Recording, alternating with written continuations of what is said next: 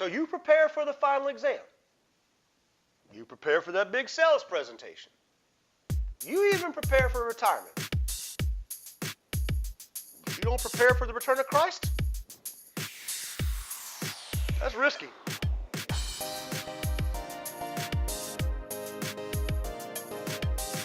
Welcome to 30 on Thursdays, the online resource of the Root Church of Tampa Bay at University Mall. Pastor David here with you again this week as we kick our way through this series entitled Stories Jesus Told, which is just a study of a few of the parables that Jesus taught 2,000 years ago. You guys selected 7 of Jesus' many parables to look at in greater detail or more in depth. And so in this week's episode, our 5th installment, we come to the parable called the Parable of the Talents. Now, it's located in Matthew chapter 25. And so I really encourage you to grab a copy of God's Word and flip over there. And while you turn to Matthew 25, I'm going to be Pastor David and beat that drum called the importance of biblical context. Okay, you're going to be in Matthew chapter 25. You cannot understand really anything in Matthew 25 unless you understand one question that was asked of Jesus by his disciples in Matthew chapter 24. So stay put. I'm going to go back one chapter. In 24 verse 3, the disciples come to Jesus. This is what it says. And as he sat on the Mount of Olives, the disciples came to him privately saying, "Tell us, when will these things be? And what will be the sign of your coming and the close of the age?" In other words, the disciples are saying to Jesus, we want to know what's going to look like when the world comes to an end. Like, what are going to be some of the signs when you return? You've been telling us you're going to return. What's that going to look like? How's that going to go down, Jesus? And so Jesus begins to do some teaching. He makes some predictions about the future. He says, this is going to happen, this is going to happen, and this is going to happen. He uses some illustrations to do some more teaching. And then he starts telling some stories, these parables. And all of that is Jesus' way of answering the question, what's it going to be like when you return? And so we come to the parable of the talents. It's a long talent, so let's just get going and jump right in. Matthew 25, verse 14. Jesus says, "For it will be like a man going on a journey, who called his servants and entrusted to them his property.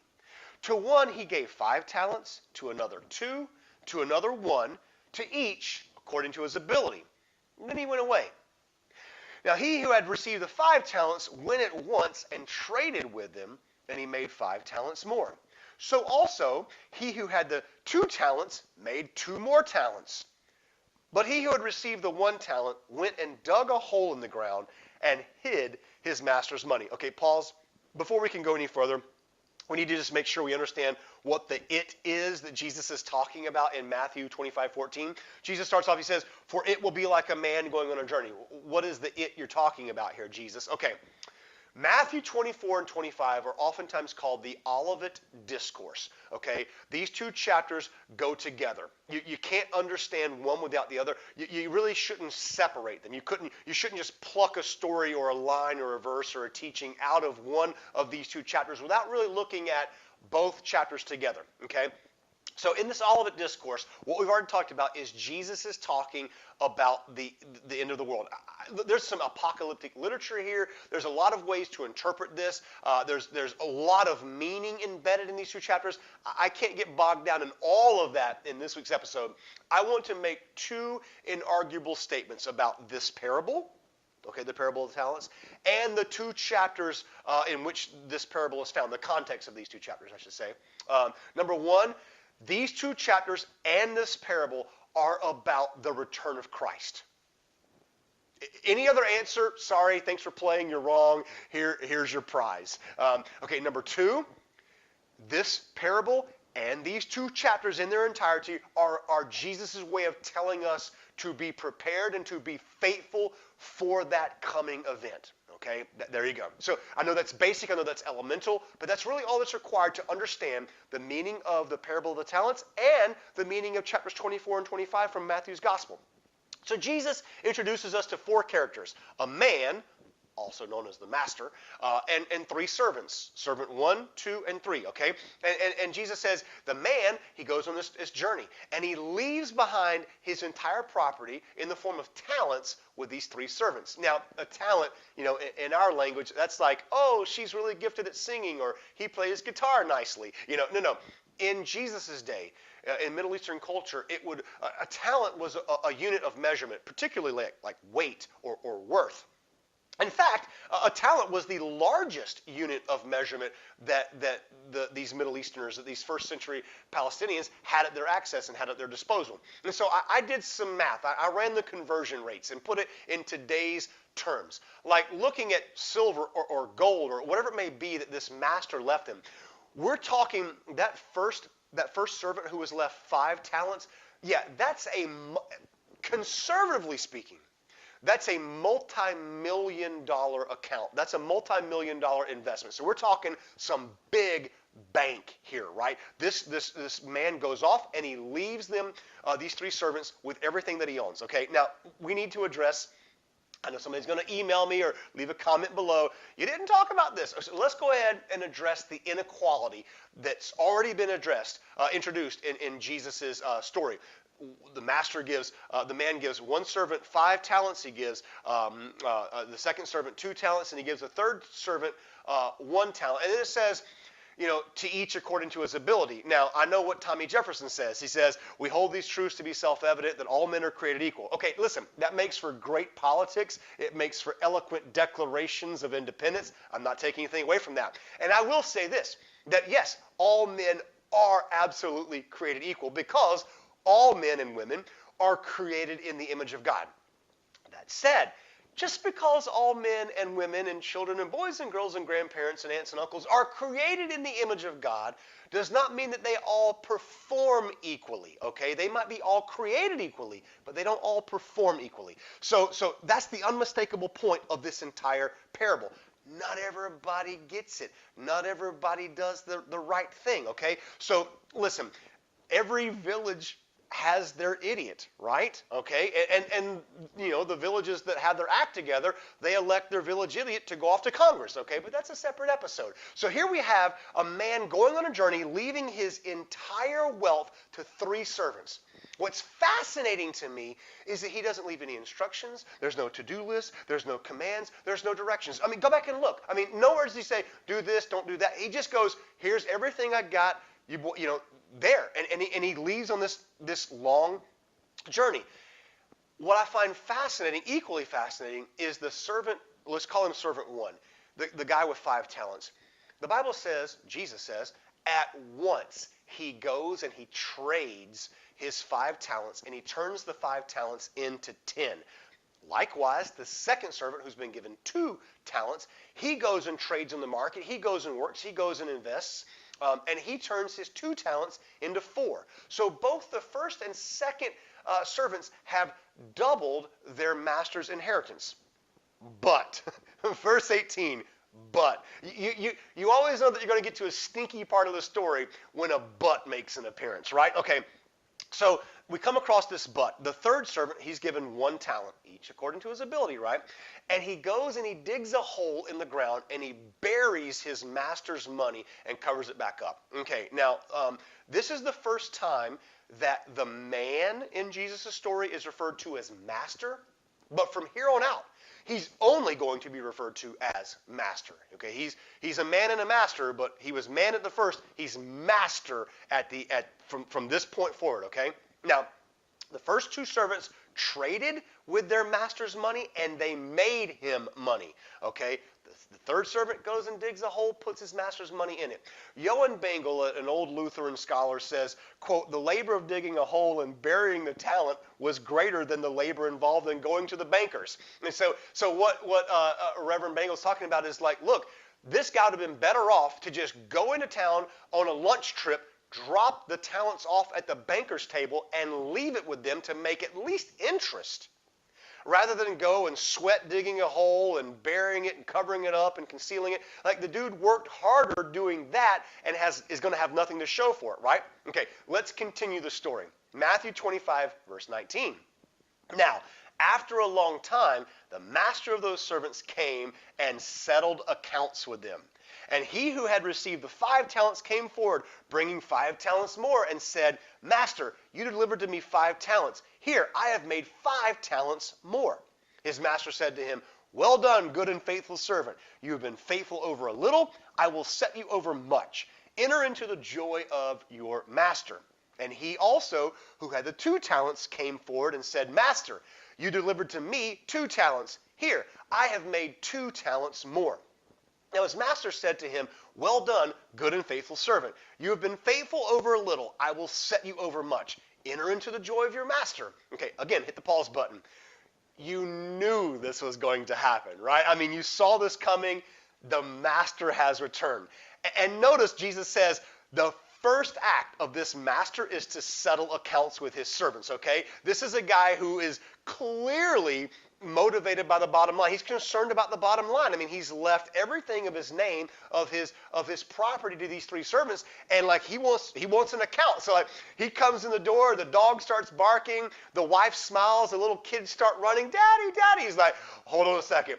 Boys, grab a table and a chair. We're going to settle accounts. Okay, I mean, like this is the kind of master this man is. Okay, so the first servant comes up and he's got a good report. He goes, Master, gave me 5 talents. I've turned it into 10. Now, that's not too shabby. I mean, we're talking a 100% increase in investment. Not too bad. So the master's reply to this first servant is this. He goes, he commends him. And he says, Servant, well done. Okay, very well. And then he speaks to the servant's like character, to his very nature, to his attributes. He says, you're not just a great job. You're a good and a faithful servant. Now think about that. Think about how rich and powerful this man is.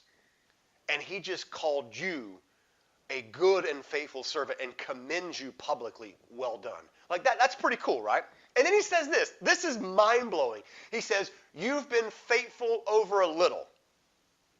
Like a little? Like I just gave you $3.7 million at a little bit, and you were faithful over that little amount. I'm going to now put you in charge of much. Like, wait. If a multi-million-dollar account is something little to you, how rich are you? Okay? I mean, right? And so, I mean, like, what is this? Like, here's the Powerball lottery winning ticket numbers. Here, hang on to this, right? I mean, like, what is it? Like, here's Jeff Bezos' bank account, right? Okay, so, like, there you go. And then finally he says this. He goes, enter into the joy of your master. It doesn't say come into my house, come into my wealth, come into my security. No, he says, I want you to enter into my joy.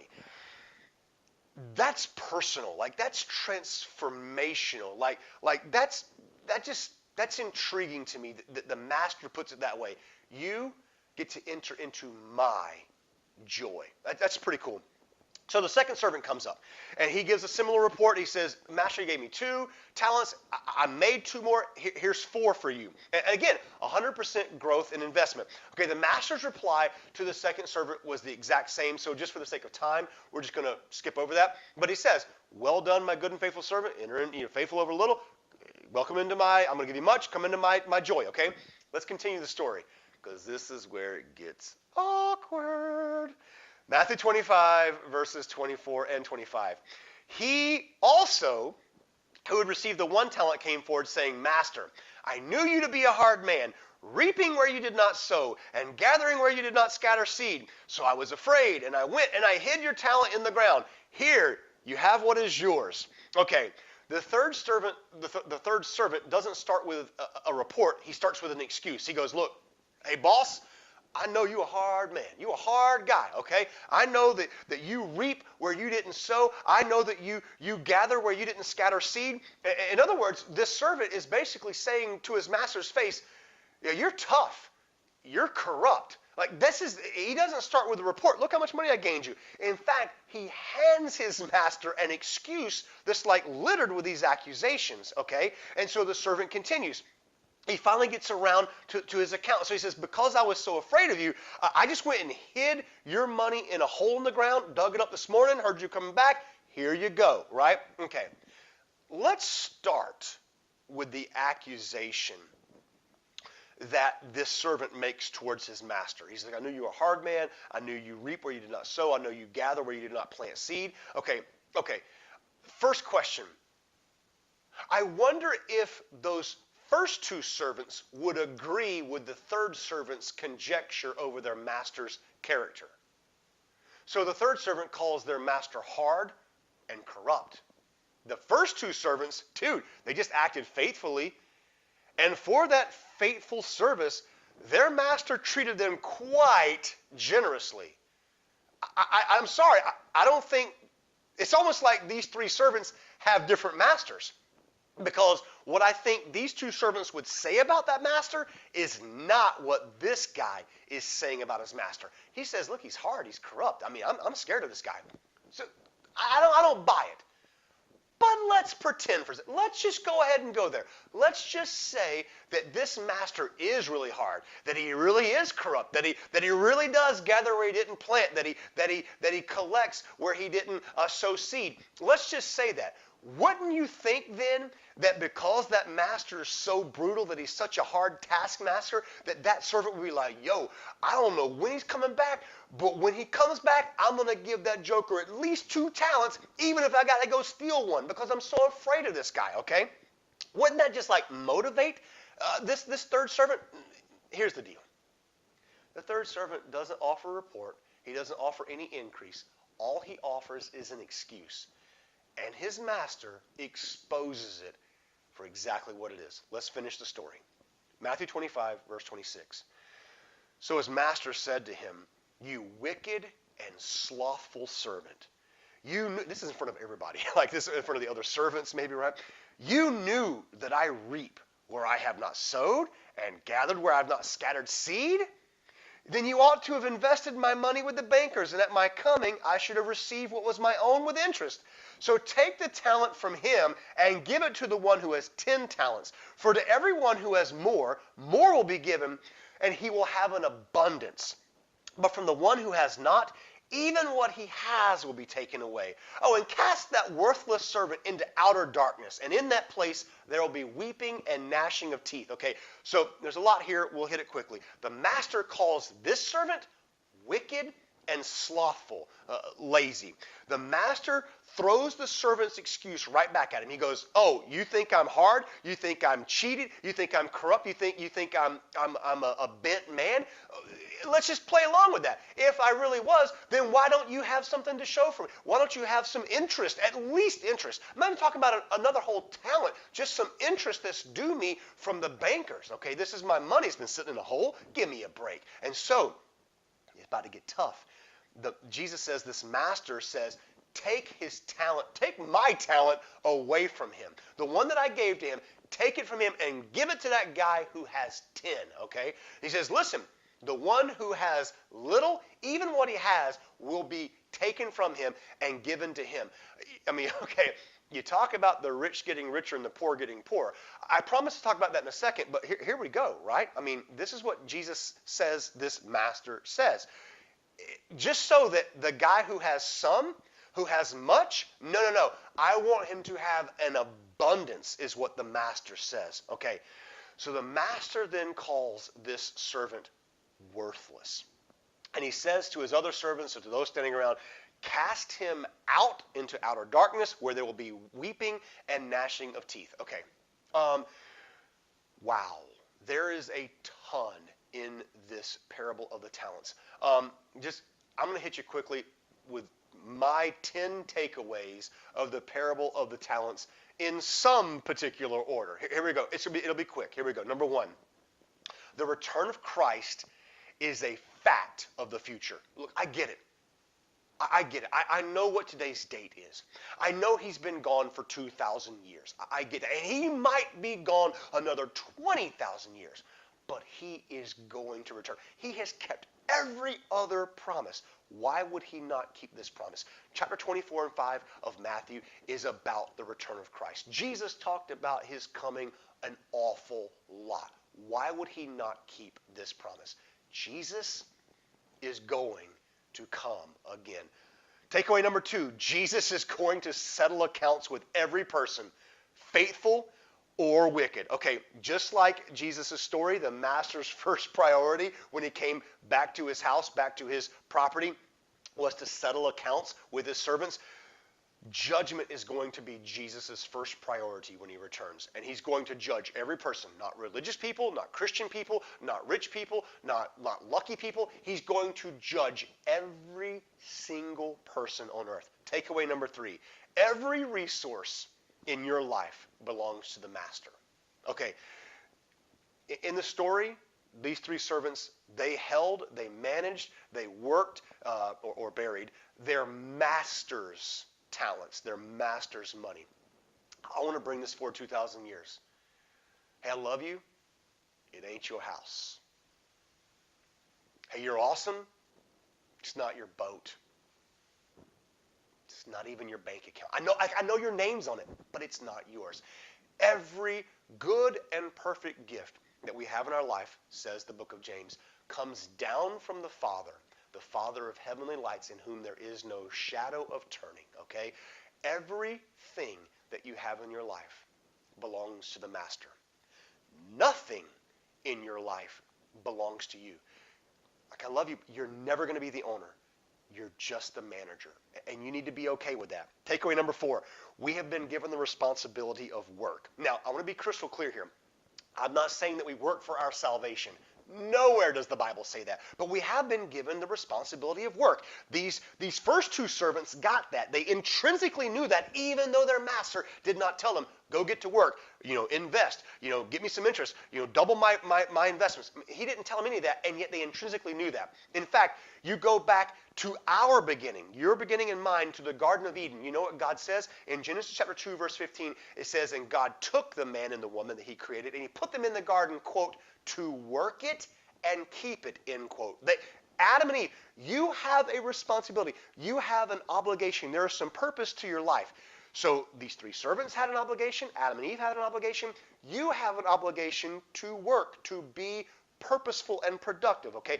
You're not working to earn your salvation. No, you are working and you're being faithful because you have been saved by your loving, kind, and good, generous master. Okay, next takeaway. Faithfulness, not performance, seems to be what the master is looking for in his servants. Okay, I'm going to do some math here. Watch. The servant who yielded 2 talents, he was given 2, and he yielded 2 more for his work, was given the exact same reward as the servant who was given 5 by his master, who turned it into 10. So it's not about the outcome. It's more about the heart. It's more about the faithfulness versus the performance. Takeaway number 7.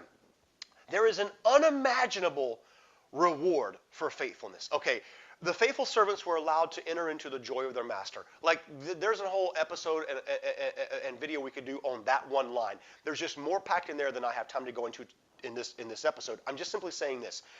Those 2 servants were allowed to go into the joy of their master. Like, I'm certain Jesus is talking about eternal life here. He's talking about the kingdom of heaven. He's talking about an eternity with him, the real master, capital M, face to face.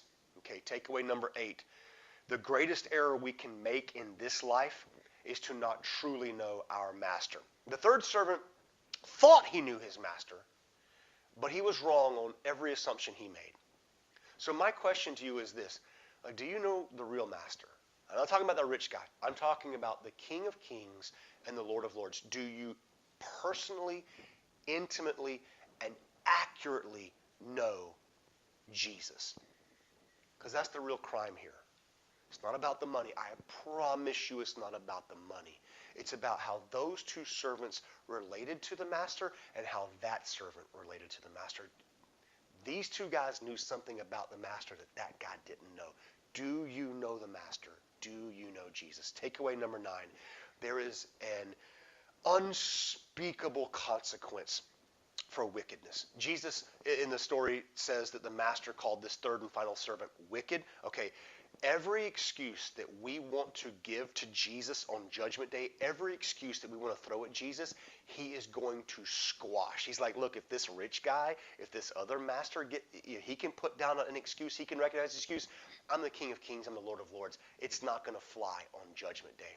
And so there's going to be a consequence. And again, I'm virtually certain because of the way I am absolutely certain that the way Jesus describes that outer darkness of weeping and gnashing of teeth, he's talking about the eternal reality known as hell. That is an unspeakable consequence for wickedness. Okay? And lastly, takeaway number 10, now is the time to prepare. Now, literally right now, like maybe even as you are watching this video, okay? Know the Master, like truly, accurately, personally, intimately know the Master, Jesus, and then serve him faithfully. Now's the time. Okay, look, I find one thing quite fascinating, quite intriguing about this story. Jesus tells a story about a man who gives away and trusts his wealth and trusts his property to these three servants in the form of talents. The first two would probably look you in the eye and say, man, that day that our master returned, best day of my life. I was ready. I was excited. I was eager for his return. I looked him in the eye and said, hey, boss, here you go. And the second servant did the same thing. They would have looked at that day as probably the best day in their life.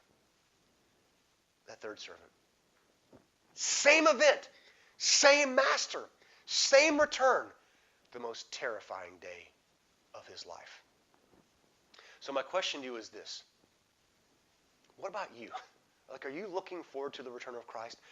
I'll say it this way. If the return of Christ is not bringing you joy, you're doing something wrong. And that's the parable of the talents. Look, I know there's a lot jammed into this teaching of the parable of the talents here, right? And if you've got a question about something in the parable or that we talked about, or you want to explain further, put the question in the comment section below. If it's something more detailed, you can actually contact us through our website. You can go to www.theroot.church, hit our contact button, and send a private message to us, and we'd love to get back with you. Listen. We're coming into the home stretch of this series, right? We just got 2 more parables to go in this series called Stories Jesus Told. Next week is going to be the study of the parable of the unforgiving servant, or as I like to call it, the parable of the oh no he didn't. It's actually found in Matthew chapter 18. It's Matthew chapter 18, verses 23, 24, and 25. It's 3 verses. And I know some of you are thinking, like, Pastor David, how are you going to turn 3 verses into 30 minutes? Just stick with me. Trust me. Listen, guys, I hope you have a fascinating and it's a terrific week, and I hope you're able to join us right back here next Thursday for our very next episode of 30 on Thursdays. Take care.